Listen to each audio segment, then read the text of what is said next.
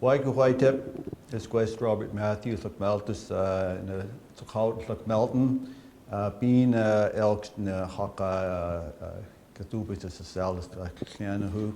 Hi, everybody. My name is Robert Matthews. I'm the principal of the Chief Atahm School. Chief Atahm is Tolhoughton, and Look Melton is a school. Look Meltus is a teacher. What I'd like to do is, in 25 minutes, focus just on an area of learning resources in image and self-identity, cultural identity. But I want to say very honored and privileged to speak, and I've asked the moderator here to keep me in line by giving me some hand signals. Being a budding storyteller, I can tend to go on, which if anybody knows me is true. But just to really acknowledge the people in the room here, elders, I can see some of you are elders, teachers, educators, trustees, people that are concerned about Aboriginal ed and want to learn more, or maybe you're doing more. Then, welcome to this session. And what I'd like to do is talk a bit about the challenge we have. And I would say that I've had 15 years in the public school and 17 and as principal in a small band run school, Chief of Thompson. I was raised in the North Thompson Band. We've changed our name to the Civic, which is river. We're the river people. So many of our communities were named by map makers and early people misguided, and now we're going back to our traditional names. Samuel Black found a dead man in a creek in 1841 and called it Dead Man's Creek. And so the poor community there was called the Dead Man's Creek Band for 100 years. and they've changed their name to Skeetchison, a place of gathering, coming back to. It's a powerful name. You have Enderby Band. They've changed their name back to Splatcheen, Spalmachine. Enderby is a place in Scotland. So they didn't know what to call it a long time ago, so they were named after Scottish people. So we're going back to our original names, our real names of how we called ourselves. And I have to say, it really makes sense, because that's who we are. We've lived in the area 5, 8, 10,000 years. So being in education this long, prior to becoming a teacher, I tried many different things. And if you look at the resume, what do they say when you have this long resume? You're either very versatile or you can't hold a job down. So I've had many jobs. But being in education, meeting Gloria and a few others in the room, once you're sort of in it and your heart's in it, you're lifers, you're in it for your life. I think I'll probably stay in the field of Aboriginal ed forever, as long as I can. So the last 35 years I've seen there's been a huge change. If we're looking at probably from 1970 to 80, there's a move from shutting the residential school down to move to the public school, but the success there was not much of an improvement from the residential school. And if we look at the statistics now, they're not very good. If you look at the failure rate, the literacy rate, the numeracy rate, how did we get here, right? So I think we need to do a really quick survey history here to how did we get to this particular place in time, and why are things the way they are. So this will probably take me about 2 minutes to give you the history. In our area, we lived there for 5, 8, 9,000 years. Happy, right? Leela, people were laughing, happy. Then things happen. You get epidemics, the fur trade, residential schools happen 1870, 1890. They don't close in camps in 1970. That the first graduate for high school actually happened in 1952. That they started high school in Kamloops in 48. So you're looking at the first 40, 50, 60 years of Aboriginal education where we weren't even allowed to go to high school. that if you look at one of the founders of the Indian Education Policy Department of Indian Affairs, Duncan Campbell Scott, there's a great book put out by Brian E. Titley at the University of Calgary called A Narrow Vision. If you want to get an idea of why it started out in such a bad way, read the book. A great book called The Narrow Vision. And Duncan Campbell Scott, he said, I think it was in the 20s when there was lobbying for high school. Everybody went to grade 7, including my mother and father. Any money spent, this is quoted from one of his speeches, that any money spent on high school is an extravagant waste of money. So you have this incredible low expectation of Indians for 100 years. So you can't help but think, you know, at some point we must have inherited some of that culture within Indian affairs, within a residential school of low expectation. So how did we end up where we're at? Well, if you go back to the turn of the century, people were saying where we're going to be. We're going to be at the bottom of society. We'd be legislated there by the Indian Act, and we'll be educated to our spots with a residential school system. So my point is that the policy is very deliberate. Well, those people are gone. The policies are gone. But some of the parts of the policy still carry on. My point is, we need to be just as deliberate doing the opposite. If wiping out our identity was our main goal of residential school, then we as educators have to have the reverse, that we need to make as our very explicit goal a positive identity in our school system in every possible way possible. And I say deliberate, as policy, as school districts, or band schools and ours, is make it a policy. This is our goal, this is our vision. And then fund it. Then give the in-service. If you want them to teach it, then you have to teach the teachers. They'll say, what do you want me to use? Well, you have to say, use this, and give them top-notch, high-quality learning resources. I always say, when we go to see a dentist, right, do we want them to use the most up-to-date knowledge and equipment and resources technology, or do we want something that's 30, 40, 50, 60 years old, right? No, we want the best, the newest, and well, the same with Aboriginal education.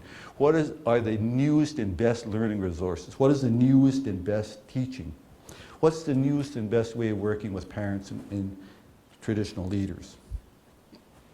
So, if we look at the identity that, it wasn't even identity, it was a non-identity that we would become non-persons. Because if the government had to make us non-persons, because then we would not deserve a rightful place or a rightful part of the wealth of this country. So, what is my definition? My definition is we are contemporary, we are unique, and we belong. We're contemporary in that contemporary means living at the same time as. Sure, we may have some historical things, traditional knowledge, but we live at the same time as everybody else, and we don't want to be put back 100 years or 50 years, or why don't you wear buckskin? Why don't you wear, well, no, we're contemporary people. If I wear leather on my feet, I'm still wearing, it's changed, culture has changed. I'm wearing leather shoes. Things change. We change. Change is okay, change is good. We're unique. We're unique in our history, we're unique in our language, our land base, our homeland. That's the only thing that really separates us. Any group is your homeland and your language. If you don't have a homeland or your language, then who are you? Well, the same with the First Nations. We wanted them to know, the kids know who they are, then they should know where are they from? And what is their language? They may not know it, but they should know about it. The other is we belong. There seems to be an idea that we're on reserves and we're separate. No, we are part of the social fabric and we belong. There's a belongingness, right? So if we look at, oops, we'll come to the picture in a minute, a very significant picture up here. So we belong. And if we look at the belonging part in my area, it took me a long time to find out that the first mailman was my great-great-grandfather, Eddie Fortier, brought mail from Kamloops to Blue River. The guys, the log drivers, Bill Arnoux brought the logs down the Adams River. The best baseball players were Indians. The miners, all the different things, ranchers. We might have been pushed out of the economy 1930s and 40s, but prior to that, we helped build this country. We're a part of it. So where are we in the history? Where are we in the social studies? Where are we at the in-service? Why don't people know these things? So, contemporary, unique, and belong. To me, that's an identity that can grow. There was a time in the 70s, I was on the picket line, that I had to be anti-government, anti-newness, anti-everything, anti-church, to be more Indian. Well, what happens when you get rid of the residential school? What happens when the Department of Indian Affairs moves out? All those people I depended on to be angry at leave, and then what happens? I have no identity because I was handcuffed to them. So we, a whole group of us, said, no, we need a better identity, not an angry one, but one that can grow. So that's what we said. Contemporary, unique, and belong. Traditionally, we always go over things 4 times, so you're going to hear it one more time in my presentation, because I want you to remember this. So, when parents entrust us with their children, it's a huge job. You think they give us their children for 12 years, nursery, kindergarten, 14 years. That's huge. This is what scares me. Because I then have the power to shape their education. I have the power in my little school to have an environment. What do they see when they come in? What are they taught? What are the values? It's scary because this is the most precious thing, is this trust that parents have of giving me their children and trusting I'm going to do the best job, and that when they leave my school, they're going to have a strong sense of value, identity, problem-solving skills, English skills, Swahili skills, a sense of respect for people of the land and elders, all of these different things they've told me to do, and it's hard, and it's a challenge. But it's one I think that in a band school, I think we have a bit more freedom than public school. We have no Schools Act, so we use best practice to greet teachers, but not necessarily limited to British Columbia. We've had delegations go to New Zealand and Hawaii. We have Mohawk people advising us, Dorothy Lazor for the immersion programs. So we can reach out. What's best practice? I always say if you copy from one, it's plagiarism. You copy from a bunch of places, it's good research. So that's what we're trying to do, is good research on Indigenous education around the world. So what makes us different? Our language, our homeland, so we put that into our school. I was reading a book, I think it's George Bernard Shaw, a great quote, and I use it all the time. He says, tomorrow hasn't been decided. So I'm not going to spend any more time in the past. The past is the past is the past. You can't do a damn thing about it. It's the past. But he said, tomorrow hasn't been decided. I love that, right? But it has been, if we've used the same curriculum, the same beliefs, the same dysfunction of the past, yeah, then tomorrow is going to be just the same, if we choose. We don't choose that at our school. So, tomorrow is blank. Okay, go back to the original question. What is a human being? If you have this child for 14 years, what's your vision of him leaving when he's 17, 18 years old? What's that perfect person? He won't be perfect, but your vision has to be perfect. Your dream for him. What's worth teaching? It also means what's worth not teaching. What skills do your teachers need to teach those things? And if it's a partnership with parents as trust, then we either can undo each other's hard work or we can complement it. It's hard to get your parents out to your school. I'm finding it harder every day.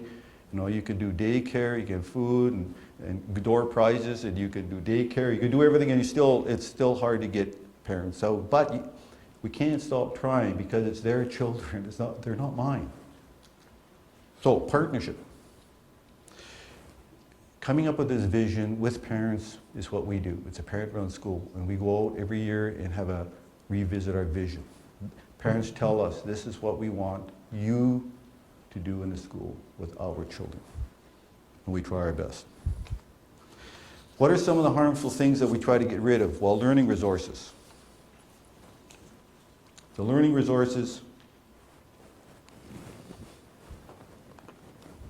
How many people recognize this book? Gay Adventurers. Nowadays it has very other connotations. Back in the early 60s, it's our social studies text. Anybody remember it? I'm 59. Anybody who is 59 here? Gay Adventures. In the book, there's a story about John Todd in Kamloops, who saves the fort from Shuswap people, my people. And in the story, he threatens smallpox and tells them to raise their hand if they're going to raise their hand in war, and he vaccinates them extra deep when he puts the vaccine on their arm, and he saves the fort. And the Indians come across, and this is pretty stupid. And the teacher who taught me this dwelled on it for the entire year, and how incredibly stupid the Shuswap people were to be outsmarted by John Todd.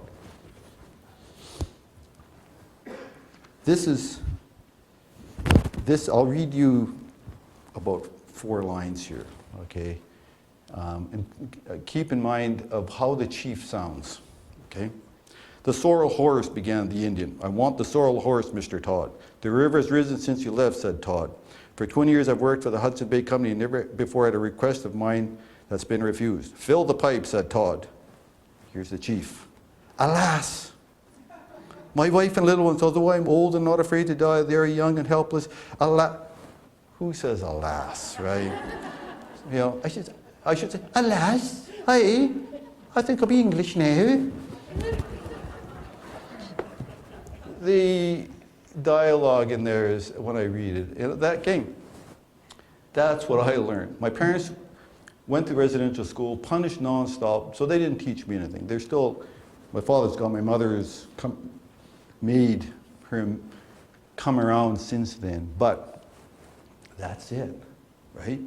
So you suffer through this image, right? You're in grade 4, and that's what's pounded into your little head, is how incredibly stupid your people were. So when I hit university, I was asked many questions about Indians, and I didn't know the answer. Nelson Reese, if anybody knows Nelson, he was a sociology prof. And he would ask me about the Shuswap people, where you lived, and status, and land claims, and on, and this and that. I didn't know. Nobody taught me, and I didn't know. And so I told him, don't ask me any more of these questions, because I don't know the answer. It's just in the class. So since then, I've made it my point to learn these questions, answers, and teach them with a team. What is funny is that publicly, nobody ever asked me the questions. But it doesn't matter, because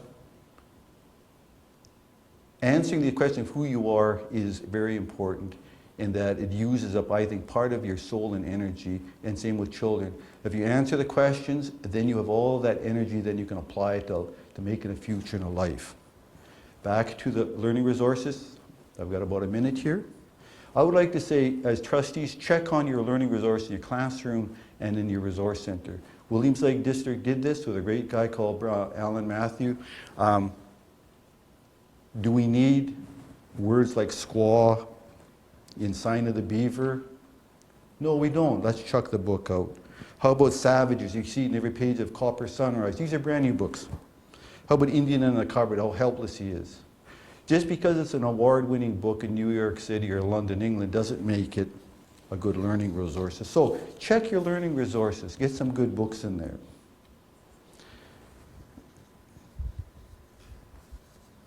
Learning resources. So the picture you see I've got a short video, is make school a reflection of home. Make school a reflection of the culture. Reinforce the values of the local community. The picture is a boy I went to see who hated school. I bring this book, it's getting dated. We are the Shuswap. He looks in the book, and I go to see him, and he's angry. He wants to quit school, he hates school, and he's the only kid adopted out in an all-white school. He opens it, Lo and behold, there's his grandmother in the book. And I will say it changed his life instantly and mine. He said he wouldn't let go of the book. He had to show everybody, it didn't matter that everybody else already had the same book. And he wouldn't let it go for days. He carried it around. And suddenly, school was okay, teachers okay, social studies okay, Rob, you're okay, everything was okay from one picture in a textbook. So if that can happen, right, can we make school a reflection of the good part of the community? This is what we try to do at our school, and we have a short video. I don't make a report to parents. What we do is we take pictures all year, and we make a little slideshow, and we give the parents a picture of their own children, and this is our production. So thank you for listening, and well, thank you for watching, Carrie.